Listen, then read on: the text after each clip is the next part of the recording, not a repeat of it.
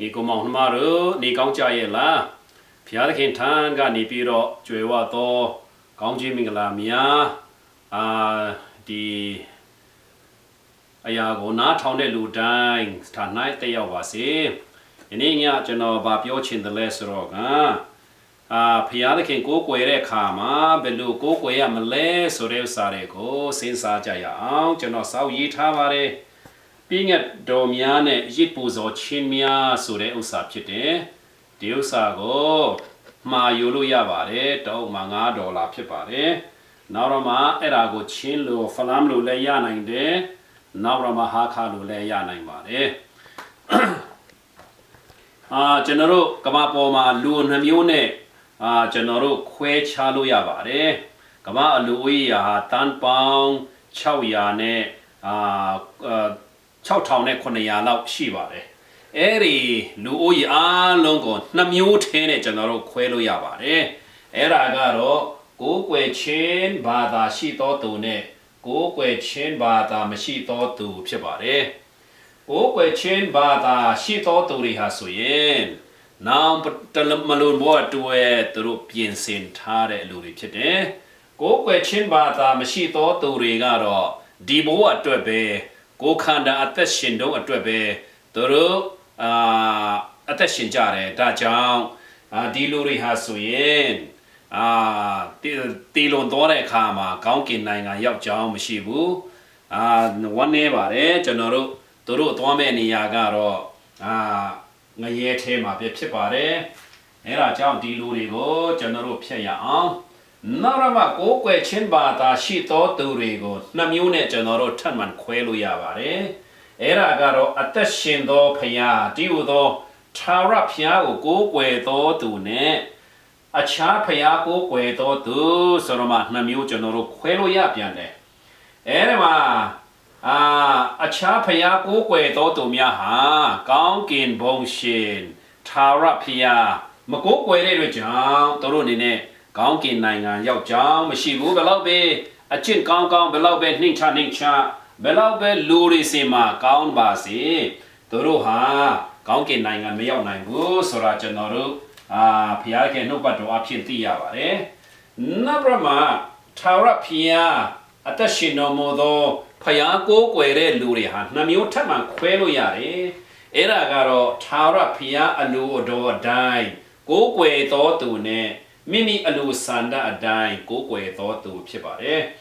မိမိအလိုဆန္ဒအတိုင်းကိုးကွယ်တော်သူတွေဟာလူများစုဖြစ်တယ်ခမန်းကြီးအဖြစ်တော့100မှာ80လောက်ပါဆိုရင်မိမိအလိုဆန္ဒအတိုင်းဖျားကိုးကွယ်တဲ့သူများဖြစ်ကြတယ်ဆိုလိုတာကတော့ကိုယ်ဖျားကိုးကွယ်တဲ့အခါမှာဖျားဘာအလိုရှိသလဲဆိုတာကိုမစင်စားပဲနဲ့အဲ့ဒါကိုအဓိကမထားပဲနဲ့ကိုယ့်ရဲ့ဆန္ဒပြေဝရေးကိုတာလေစိတ်ဆောကြတယ်အဲ့ဒါလိုနဲ့ပဲကိုးကွယ်ကြတယ်ဒါကြောင့်ဒီလူတွေဟာဖျားသခင်ကိုကိုးကွယ်ဟန်ရှိတော်လေဖျားသခင်ကလက်မခံနိုင်တဲ့လူတွေပဲဖြစ်ပါတယ်ဖျားသခင်ကိုတော်တိုင်းကဘာပြောလဲဆိုတော့ဒီလူတွေဟာလူဟိစာ29အငယ်73ထဲမှာဤလူမျိုးဟာနှုတ်အဖြစ်ငါကိုချင်းကပ်ပြီးတော့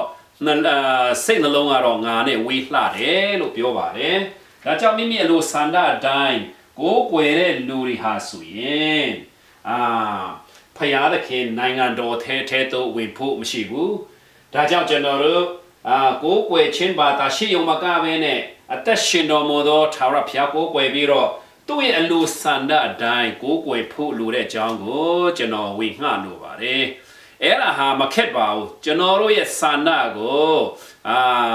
ဖယ်ထားပြီးတော့ဖျားသခင်ဆန္ဒအတိုင်းကိုးကွယ်ဖို့လိုတယ်ဒါဆိုရင်သာရဖျားသခင်ကိုဘယ်လိုကိုးကွယ်မလဲသူ့ရဲ့အလိုဆန္ဒအတိုင်းဆိုတာကိုကျွန်တော်တို့ကြည့်ရအောင်ကျမ်းစာထဲမှာပြည့်ညတ်တော်အပါပေါင်း673ပါရှိပါတယ်များသောအားဖြင့်ပြည့်ညတ်တော်10ပါပဲသိကြတယ်ဒါပေမဲ့ပြည့်ညတ်တော်ဟာပြည့်ညတ်တိကျမ်းတီးဟူသောပြည့်ညတ်တိကျမ်းတီးဟူသောကဘာဦးကျမ်းထွက်မြေရာကျမ်း ဝိပိယကျမ်းတောလေယကျမ်းတရားဟောရာကျမ်းဒီငါးကျမ်းမောရှိရထားတဲ့ငါးကျမ်းထဲတွေဟာဆိုရင်ပြညတ်တိကျမ်းလို့ခေါ်ပါတယ်အဲ့ဒီမှာပြညတ်တော်ပါပေါင်း613ပါရှိတယ်လို့ပြောပါတယ်အဲ့ဒီပြညတ်တော်ဒီကို၄ပိုင်းနဲ့ကျွန်တော်တို့ပိုင်းလို့ရပါတယ်ဘယ်လိုလဲဘယ်ဘာတွေလဲဆိုတော့ဝတ်ပြုချင်းဆိုင်ရာပြညတ်ဝတ်ပြုချင်းဆိုင်ရာပြညတ်အဲ့ဒါ ceremonial law လို့ခေါ်တယ်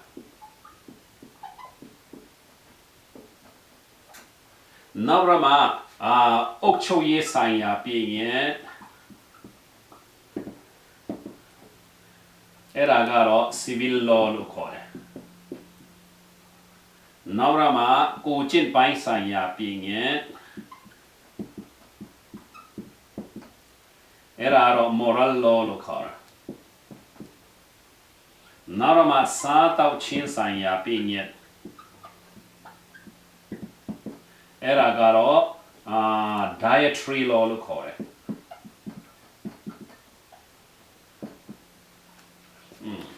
ဒီပြညတ်အားလုံးကိုဒီ၄မျိုးထဲမှာပဲအကျုံးဝင်သွားပါတယ်အဲ့မှာဝတ်ပြုချင်းဆိုင်ရာပြညတ်ကတော့ဘယ်ဖျားကိုဘယ်လိုကိုးကွယ်ရမလဲဆိုတာတွေပြညတ်ထားတဲ့အရာဖြစ်ပါတယ်နောက်အုပ်ချုပ်ရေးဆိုင်ရာပြညတ်ကတော့လူတွေအချင်းချင်းအုပ်ချုပ်တဲ့အခါမှာ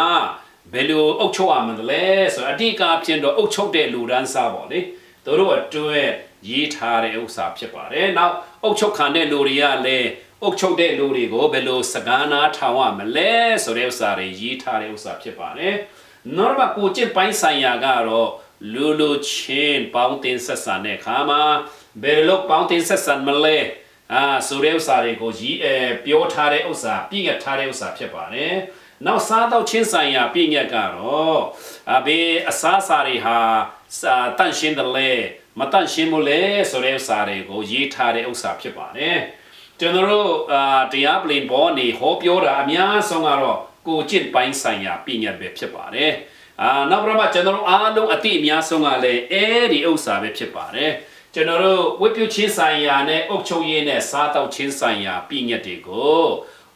ဟောတာတအားနေတယ်မရှိသလောက်ပဲနောက်ပြီးတော့ကျွန်တော်တို့ဝတ်ပြုချင်းဆိုင်ရာပြည့်ညက်ချိုးဖောက်တယ်ဆိုရင်ကျွန်တော်တို့ဝိညာဉ်ကခံစားမှာဖြစ်ပါတယ်နောက်ပြီးတော့စားတောက်ချင်းဆိုင်ရာပြည့်ညက်ချိုးဖောက်တယ်ဆိုရင်ကိုယ်ခန္ဓာကနေခံစားမယ်ဖြစ်တယ်ကျမ်းမာချို့တဲ့ပြီးတော့အသက်တူတောင်းမယ်ကိုကျင့်ပိုင်းဆိုင်ရာပြည့်ညက်ချိုးဖောက်တယ်ဆိုရင်ကျွန်တော်တို့လူတွေနဲ့ပေါင်းတင်ဆက်ဆံတဲ့အခါမှာပြဿနာတွေ့မယ်နောက်တော့ထောင်ကျနိုင်တယ်နောက်တော့လူတွေရဲ့မုန်းတီးခြင်းလည်းခံရမယ်နာမည်ပြတ်တယ်နောက်တော့အုပ်ချုပ်ရေးဆိုင်ရာပြည့်ညက်ချိုးဖောက်ရင်လည်းကျွန်တော်တို့ထောင်ကျနိုင်တဲ့ရောစရာရှိရောမယ်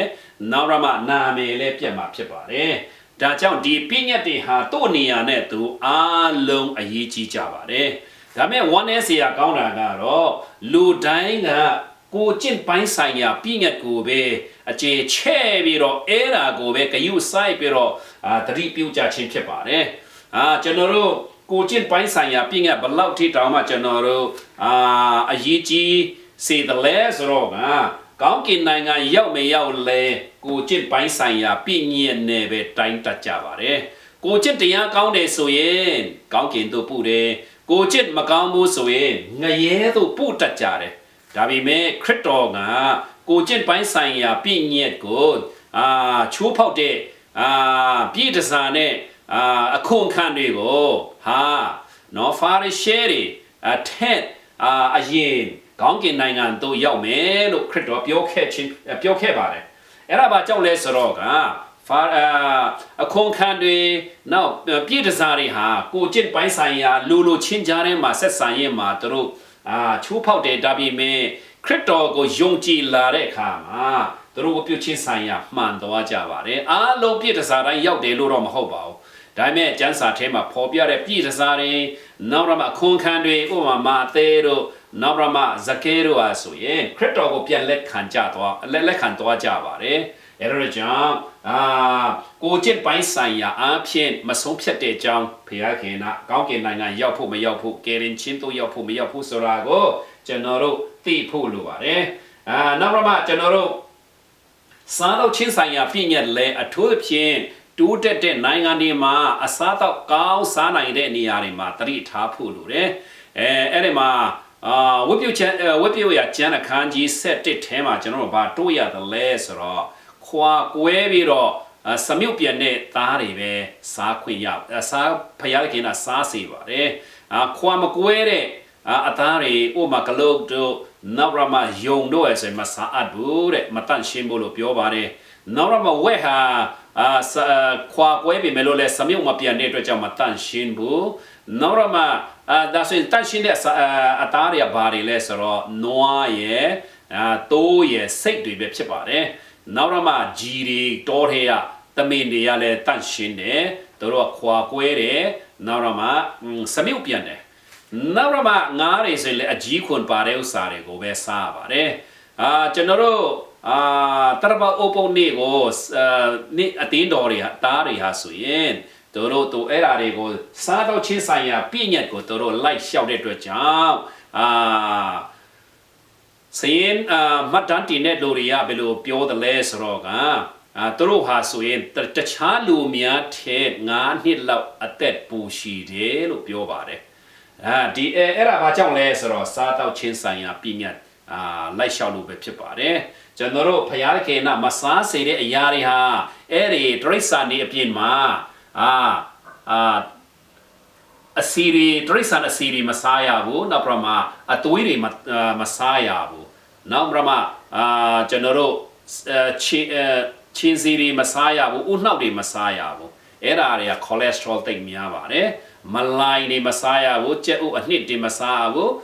နောက်ပြမှာစားတွေငပိတွေများမစားရဘူးဆိုတော့အဲ့ဒါတွေကိုရှောင်မယ်ဆိုရင်ကျွန်တော်တို့မှာကျန်းမာရေးကောင်းပြီးတော့ကျွန်တော်တို့အသက်တာရှိမယ်ဒါကြောင့်အဲ့ဒါကိုယ့်အပေါ်မှာပဲမိုးတည်တယ်ဒါဆိုရင်ကျွန်တော်တို့စားတော့ချင်းဆိုင်ရာပြည့်ညတ်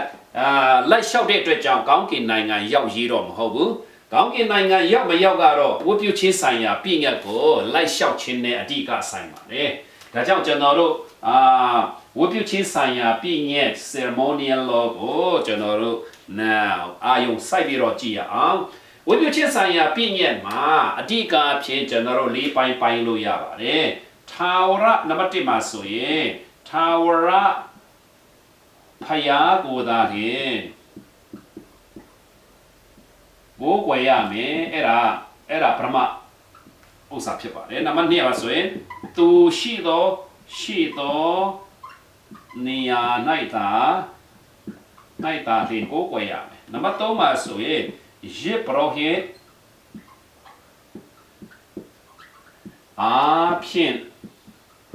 တာဖြင့်ကိုကွယ်ရမယ်မလေးမှာဆိုရင်ယေကောင်ဖြင့်တာဖြင့်ကိုကွယ်ရမယ်ဆိုတဲ့ဥစ္စာမှာအကုန်လုံးခြုံသွားပါတယ်ထာဝရဘုရားကိုတာလေးကိုကွယ်ရမယ်နောက်တော့မှသူရှိတဲ့နေရာမှာကိုကွယ်ရမယ်ယေဘရဟိဖြစ်ကိုကွယ်ရမယ်ယေကောင်ဖြစ်ကိုကွယ်ရမယ်ဆိုတော့ကျွန်တော်တို့ဒီထာဝရဘုရားကိုတာလေးကိုကွယ်ရမယ်ဆိုတဲ့အခါမှာခရိယန်များအနေနဲ့ကျွန်တော်တို့ထာဝရဘုရားပဲကိုကွယ်တာပဲလို့ကျွန်တော်တို့ပြောနိုင်ပါတယ်ဒါပေမဲ့ကျွန်တော်တို့ရဲ့ကိုကွယ်ခြင်းဟာဘုရားသခင်လက်ခံနိုင်လောက်တဲ့အခြေအနေမရှိဘူးဘုရားသခင်ကဟိရှာဖြင့်ယူဒာတွေကိုဘယ်လိုပြောသလဲဆိုဣသရေလတီလာလူတွေကိုဟိရှာခန်းကြီး29ငယ်73ထဲမှာဤလိုမျိုးဒီနှုတ်အားဖြင့်ငါကိုချင်းကပ်၍နှခမ်းဖြင့်ငါ့ကိုယူတည်ကြ၏စိတ်နှလုံးမူကငါနဲ့ဝေလှတယ်လို့ပြောပါတယ်အဲ့ဒါကိုသခင်ခရစ်တော်ကလည်းမာသဲခန်းကြီး15အငယ်9ကနေ9ထဲမှာပြန်လဲကူးကားပါတယ်ဤလိုမျိုးဟာဆိုရင်နှုတ်အားဖြင့်ငါ့ကိုချင်းကပ်၍စိတ်နှလုံးမူကငါနဲ့ဝေလှတယ်လူတို့စီရင်သောပြည့်ညတ်တို့ကိုတုံတင်လက်ပင်ငါကိုအချီးနီကိုကွယ်ကြတယ်လို့ပြောပါတယ်ဒါဘာကြောင့်လဲဆိုတော့စိတ်နှလုံးကဖယားသခင်မကိုးကွယ်ဘူးပတ်ဆက်နဲ့ပဲကျွန်တော်တို့ဖယားကိုးကွယ်တဲ့အတွက်ကြောင့်ဖြစ်ပါတယ် နောက်ဟိရှာခန်းကြီး1အငယ်7ကနေပြီးတော့မှကြည့်မယ်ဆိုရင်လေဣသရေလလူတွေဟာဖယားကိုများစွာရစ်ပူဇော်ပြီးတော့ကိုးကွယ်တတ်ကြပါတယ်ဒါပေမဲ့ဖယားသခင်ကဘယ်လိုပြောလိုက်လဲဆိုတော့များစွာတော့ရစ်ကိုမင်းတို့ယူဆောင်လာတာငါနဲ့ဘာဆိုင်တယ်လဲငါတိုင်းတော်ကိုကြော်နင်းပြီးတော့တင်တို့ထိုးသောဝတ်ကိုအဘေတို့တောင်းတဲ့နည်းလို့ဖယားခင်ကပြောပါတယ်ဘာကြောင့်လဲသူတို့မကိုးကွယ်ဘူးလားကိုးကွယ်ပါတယ်နည်းနည်းကိုးကွယ်သလားမဟုတ်ဘူးအများကြီးကိုးကွယ်တယ်ဒါပေမဲ့ဖယားခင်ကလက်မခံဘူးဘာကြောင့်လဲဆိုတော့သူတို့ဟာဖယားခင်နဲ့အလိုတော်ကိုနားမလဲလို့ပဲဖြစ်ပါတယ်နောက်သူကဘာပြောသေးလဲဆိုတော့တင်းတို့ရဲ့ပွဲမီယာနော်တင်းတို့ရဲ့လာဆန်နေအိုပုံနေပြိတ္တစီဝင်းနေရနေတွေကိုငါမုန်းတယ်တဲ့နော်တေးခံချင်းအဖြစ်ငါပင်ပန်းတယ်လို့ပြောပါတယ်ဒါကြောင့်ကျွန်တော်တို့လေဣသရေလလူမျိုးများလိုပဲဖယားကိုးကွယ်တဲ့အခါမှာဖယားအလိုတော်ရှိသလားမရှိဘူးလားဆိုတာကိုကျွန်တော်တို့စစ်ဆေးဖို့လိုပါတယ်ဒါဝိမင်းကြီးဆိုရင်ဖယားတဲ့ခင်တဲ့စိတ်တော်ကိုသူသိတယ်ဗတိရှိဝါနဲ့မှားယွင်းတဲ့အခါမှာစာရ90နဲ့တစ်ထဲမှာဘယ်လိုပြောသလဲရစ်ပူဇော်ခြင်းကိုကိုတော်လူရှိတယ်ဆိုရင်ကျွန်တော်ရစ်ပူဇော်ပါမယ်ကိုတော်ဟာရစ်ကိုပင်အလူမရှိဘူးကိုတော်လူရှိတဲ့ဥစ္စာကတော့ကြည်ကွဲသောစိတ်ကျိုးပဲ့ကြည်မွသောစိတ်နှလုံးဖြစ်တယ်လို့ဒါဝိမင်းကြီးကပြောသွားပါတယ်ဒါဝိမင်းကြီးဟာဖယားသခင်နဲ့အလိအလာကိုနားလေတဲ့သူဖြစ်တယ်ဒါကြောင့်ဖယားခင်ကငါစိတ်တော်နဲ့တွေ့တော်သူလို့ပြောပါတယ်နော်ကျွန်တော်တို့ဟာဆိုရင်ရှောလို့မင်းလိုပဲရစ်ပူဇော်ခြင်းကိုပဲစိတ်လောပြီးတော့ရှောလို့မင်းနာဖယားသခင်နဲ့အလိုတော်ကိုနားမလဲဘူးအဲ့ဒါကြောင့်သူရစ်ပူဇော်လိုက်တဲ့အခါမှာဓမ္မရာဇဝင်ပထမဆောင်ခန်းကြီး73ထဲမှာသူဟာဖယားသခင်ရဲ့ပေချင်းကိုခံရတယ်ဘာကြောင့်လဲဆိုအဲ့ဒီမှာဆိုရင်နောက်ပိုင်းမှာပြောပါမယ်ကျွန်တော်ရစ်ပရောဟိတ်မဟုတ်ဘဲနဲ့ရစ်ပူဇော်တဲ့အတွက်ကြောင့်ဖြစ်ပါတယ်ဒါကြောင့်ကျွန်တော်တို့ဖယားကိုးကွယ်တဲ့အခါမှာငါကိုးကွယ်ပြီးရောဆိုတော့မကိုးကွယ်ရဘူးเนาะကျွန်တော်တို့ကဘာချန်ခန်းကြီး4အငယ်1ကနေ9ထိကြည့်မယ်ဆိုရင်လေကာအိနာနဲ့အာဘီလာတို့ဟာဆိုရင်ဖယားသခင်ကိုးကွယ်ကြတယ်ရစ်ပူဇော်ကြတယ်ကာအိနာကတော့လေထွက်သီးနာနေနဲ့ပူဇော်တယ်เนาะအာဘီလာကြတော့တူထီအိုးဖွားတော့တူထီစီဦးနဲ့ဖယားခင်ကိုပူဇော်တယ်အဲ့ဒီမှာဖယားခင်ကအာဘီလာကိုပဲလက်ခံပြီးတော့ကာအိနာကိုလက်မခံဘူးအဲ့ဒီခါမှာကာအိနာဟာအလွန်စိတ်ဆိုးပြီးတော့မျက်နှာပြက်တယ်အဲ့ဒီခါမှာဖယားခင်ကအငယ်ခုနှစ်မှာကာအိနာဘာကြောင့်မျက်နှာပြက်တာလဲဘာကြောင့်စိတ်ဆိုးတယ်လဲမင်းဟာကောင်းမွန်စွာမပြုတ်ဘူးဆိုရင်အပြစ်ဖြေတော့ရစ်ကောင်ဟာတကန်းနာမှာဝင့်နေတယ်တဲ့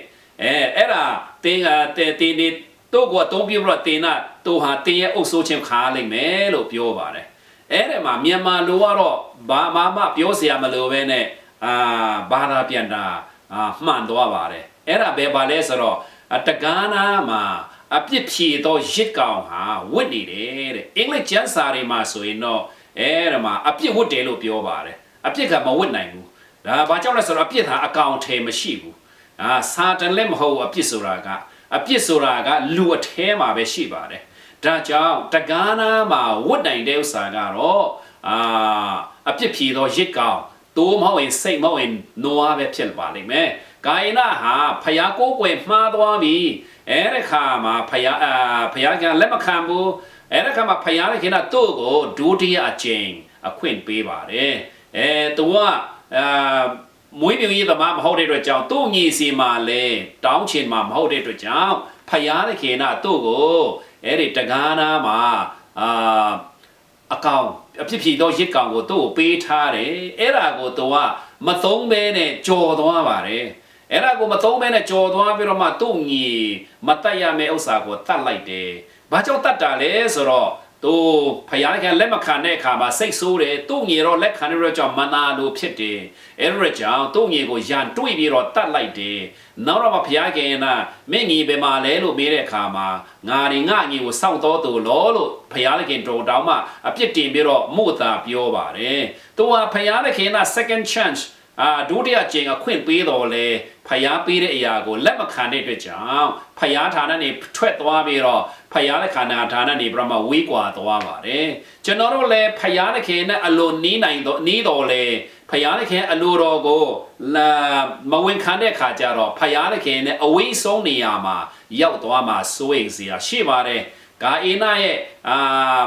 အသက်တာအဖြစ်သင်ခန်းစာယူကြရအောင်ဆိုတော့ဖယားသခင်ကိုးကွယ်တဲ့အခါမှာငါကိုးကွယ်ပြီးရောလို့မလုပ်အောင်ဖယားသခင်ကဘာကြိုက်နေတဲ့တလဲဆိုတာကိုကျွန်တော်တို့သိဖို့လိုတယ်ဣတိလလူမျိုးများဟာဖယားသခင်ရဲ့နမိလက္ခဏာအောဝေရတယ်ကိုများစွာတွေ့ခဲ့ရတယ်အေဂုတ်တို့ပြည်ကနေထွက်ကြတဲ့ကလူတွေတာမန်လူတွေမလုံနိုင်တဲ့နမိလက္ခဏာ10မျိုးနဲ့သူတို့ကိုထုတ်ဆောင်ခဲ့တယ်လမ်းတစ်လျှောက်လုံးမှာလည်းမဖြစ်နိုင်တဲ့ဥစ္စာတွေလုပ်တယ်နောက်ပြမကြောက်ထဲကရီထွက်စီတယ်နောက်ပြမမာနမုံနဲ့သူတို့ကျွေးတယ်နောက်ပြမတဲကန္တာရထဲမှာမိုးတိမ်အားဖြင့်သူတို့မိုးပြီးတော့နေမပူဘဲနဲ့သူတို့ဟာ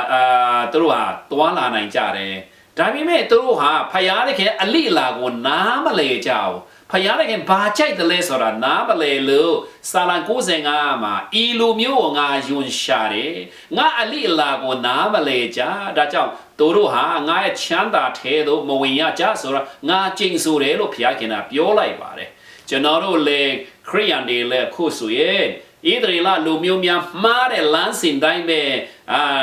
တထီရတဲ့တသွေးမတိတ်တန်တို့မှားယွင်းကြပါတယ်အဲ့ဒါဘာလဲဆိုတော့ဖယားသခင်အလိုတော်ကိုမသိဘဲနဲ့ကိုဂျီနတ်ဖို့ရအတွက်အချင်းချင်းဂျီနတ်ဖို့ရအတွက်ဖြိုဖြီးပြီးတော့မှကျွန်တော်တို့အာသာပြည်ဖို့ရဖယားသခင်ကိုကျွန်တော်တို့ကိုးကွယ်နေကြတာအများစုဖြစ်နေတာဝမ်းနည်းစရာတို့ရပါတယ်ဒါကြောင့်ထာဝရဖယားကိုးကွယ်တော်လေငရဲသွားဖို့ရှိနေတာအရန်ပဲဝမ်းနည်းစရာကောင်းပါတယ်ဒါဘာကြောင့်လဲဆိုတော့ကျွန်တော်တို့မသိတဲ့အတွက်ကြောင့်လည်းဖြစ်တယ်နောက်မလေ့လာတဲ့အတွက်ကြောင့်စိတ်မဝင်စားတဲ့အတွက်ကြောင့်တိတယောင်ယောင်နဲ့ဖြစ်တဲ့အတွက်ကြောင့်ပဲဖြစ်ပါတယ်ဒါကြောင့်ကျွန်တော်တို့ဖယားကိုးကွယ်တဲ့အခါမှာထိထိမိမိနဲ့ကိုးကွယ်ဖို့ရဆိုရင်သူ့အလိုဆန္ဒကျွန်တော်တို့သိဖို့လိုတယ်နောက်မှဒုတိယချက်အနေနဲ့ဆိုရင်သူရှိသောနေရာ၌ကိုးကွယ်ရမယ်တဲ့အဲ့ဒါအော်ဗာလိုက်မယ်ဟာဖယားတဲ့ခင်ကနေရာကမှမရှိဘူးလားလို့ကျွန်တော်တို့မေးနိုင်ပါတယ်ဟုတ်တယ်ဖယားတဲ့ခင်ကနေရာကမှရှိတယ်ဒါပေမဲ့ပြည့်ညတ်တော်ပြီးတဲ့နောက်ပိုင်းမှာတော့နေရာကနေကိုးကွယ်လို့မရဘူးကဘာအိုးကနေစပြမမောရှိလက်ထက်မှာပြည့်ညတ်တော်ပြီးတယ်အဲ့ဒီမတိုင်ခင်တော့နေရာတိုင်းကနေကိုးကွယ်လို့ရပါတယ်မှန်ပါတယ်နေရာတိုင်းကနေကိုးကွယ်လို့ရတယ်ဒါပေမဲ့မောရှိဌာနနေပြီးတော့မှသူတို့ပြည့်ညတ်တော်ဝိပ္ပချစ်ဆိုင်ပြည့်ညတ်ပြီးတဲ့နောက်ပိုင်းမှာဆိုရင်တဲတော်ထဲကနေပဲကိုးကွယ်ရပါတယ်ဒီတဲတော်ကိုမောရှေကိုဘယ်မှာပြတယ်လဲဆိုတော့တိနာတောင်ပေါ်မှာရက်ပေါင်း40မောရှေတက်တုံးကကောင်းကင်နိုင်ငံကိုပြပြီးတော့အဲ့ဒီကောင်းကင်တဲတော်ကိုသူအကုန်ပြတယ်အဲ့ဒီတဲတော်အတိုင်းပဲမြေကြီးပေါ်မှာမောရှေကိုတဲတော်ဆောက်ခိုင်းတယ်အဲ့ဒီတဲတော်ထဲမှာပဲဖယားသခင်ကကျင်းဝတ်ပြီးတော့မိုးတိမ်အားဖြင့်အဲ့ဒီနေရာမှာပဲသူတို့ဟာဖယားသခင်ကိုကိုးကွယ်ရပါတယ်အဲ့ဒီတဲတော်ပုံဟာဆိုရင်ဒီမှာတဲတော်ဝိနကာရှိတယ်နောက်ပြမဒီမှာဆိုရင်တဲတော်ရှိတယ်နှခမ်းရှိတယ်နောက်တော့မှအတွင်းခန်းကိုအတန့်ရှင်းဆုံးခန်းလို့ခေါ်တယ်အပြင်ခန်းကိုတန့်ရှင်းရာဌာနလို့ခေါ်တယ်အတွင်းခန်းမှာဆိုရင်ပြင်ရင်တက်ကာရှိတယ်အပြင်ခန်းမှာဆိုရင်နတ်တာပေါင်းဝင်းမီးရှူရာရက်ပလင်ရှိတယ်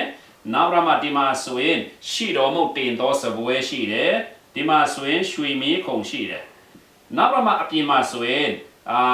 ကြီးဝါအင်တုံရှိတယ်ဒီမှာကြီးဝါရစ်ပလင်ကြီးရှိပါတယ်ဖယားသခင်ကဒီတဲတော်မှာပဲကျင်းဝတ်တဲ့အတွက်ကြောင့်သူ့ကိုကိုးကွယ်တယ်ဆိုရင်ဒီမှာပဲကိုးကွယ်ဖို့ဖြစ်ပါတယ်တခြားကနေကိုးကွယ်တဲ့ဥစ္စာတွေကိုဖယားသခင်ကလက်မခံဘူးနောက်တော့မှအဲ့ဒီတဲတော်ကိုရှောလမုန်မင်းကြီးကနေပြမဘာနဲ့အစားထိုးလိုက်တယ်လဲဆိုတော့ဗိမာန်တော်နဲ့အစားထိုးပါတယ်ဗိမာန်တော်ဗိမာန်တော်ဟာဆိုရင်တဲတော်နဲ့အတူတူပါပဲဒါပေမဲ့ကွာခြားတာကတော့ထုထဲကြီးမားတယ်တေလို့မရတော့ဘူးအခိုင်မာကြောက်တွေနဲ့တစ်သားတွေနဲ့ရွှေငွေတွေနဲ့စောက်ထားတဲ့ဥစ္စာဖြစ်ပါတယ်အဲ့ဒီဗိမာန်တော်ဟာဆိုရင်ဂျေရုဆလင်မှာရှိပါတယ်အဲ့ဒါကြောင့်ဣသရေလလူမျိုးများဟာဆိုရင် ကိုဖျားကိုကွယ်တော့မယ်ဆိုရင်ယေရုရှလင်ကိုတို့လာပြီးတော့တစ်နှစ်မှာ3ချိန်ကိုကွယ်ရပါတယ်နောက်တော့မှအဲ့ဒါကြောင့်ပဲခရစ်တော်နဲ့ရှမာရိမျိုးသမီးစကားပြောတဲ့အခါမှာကျမတို့ရှမာရိတွေကတော့ဒီတောင်ပေါ်မှာပဲကိုးကွယ်တတ်တယ်ယေရုရှလင်တို့မှ၌တာလင်ကိုးကွယ်ရမယ်လို့ဣသရေလတွေကတော့ပြောတတ်တယ်လို့ပြောတဲ့အခါမှာခရစ်တော်ကနေပြမှာဘာပြောတယ်လဲဆိုတော့ယေရုရှလင်တို့မလာနောက်ပြမှာဤတောင်ပေါ်၌မလာဘဲနဲ့ဖျားကိုးကွယ်သောအချိန်တွေလာဆဲရှိတယ်လို့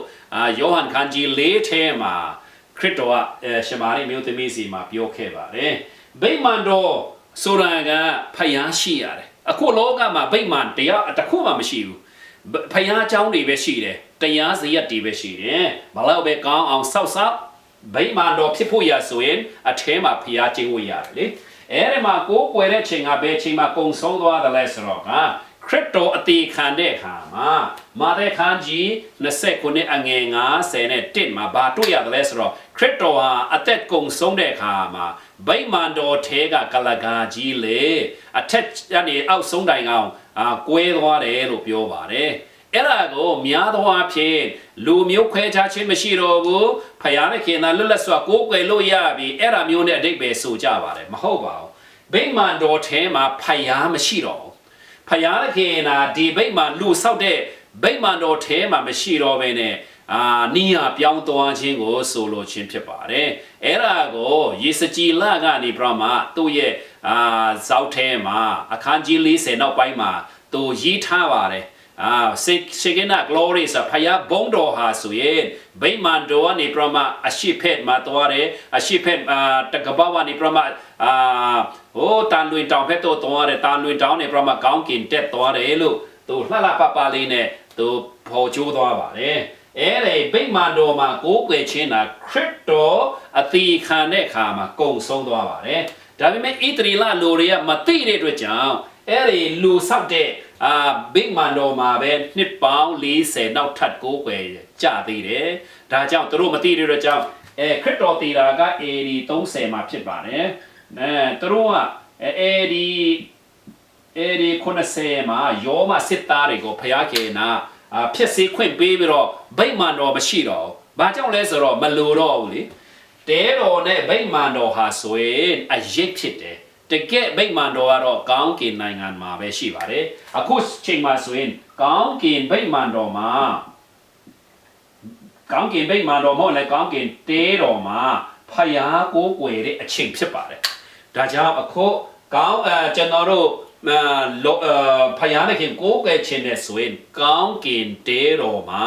ကိုးကွယ်ဖို့ရန်လိုအပ်ပါတယ်ဒီအကြောင်းတွေကိုဘယ်မှာတွေ့ရတယ်လဲဆိုတော့ဟီဘရဲထဲမှာပဲတွေ့ရတယ်ဟီဘရဲကျမ်းစာထဲမှာပဲဒါနောက်တော့ခရစ်တော်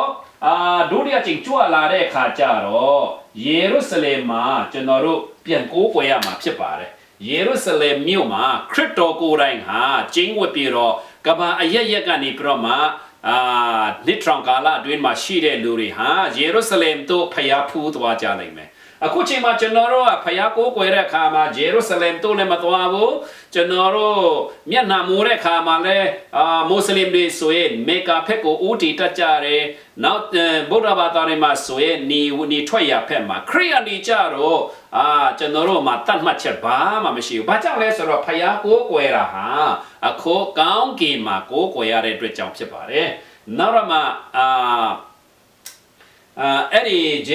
နှစ်ထောင်ကာလမှာကြတော့ဂျေရုဆလင်မှာကိုးကွယ်ကြလိမ့်မယ်ဆိုတော့ဇခရိထဲမှာပြောထားပါတယ်အဲ့ဒီ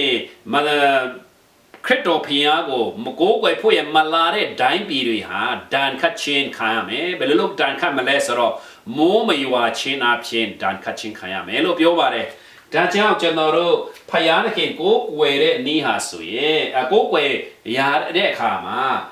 ကျွန်တော်တို့နေရာမသိရင်ဘယ်လိုလုပ်ကျွန်တော်ကိုးကွယ်တတ်မလဲ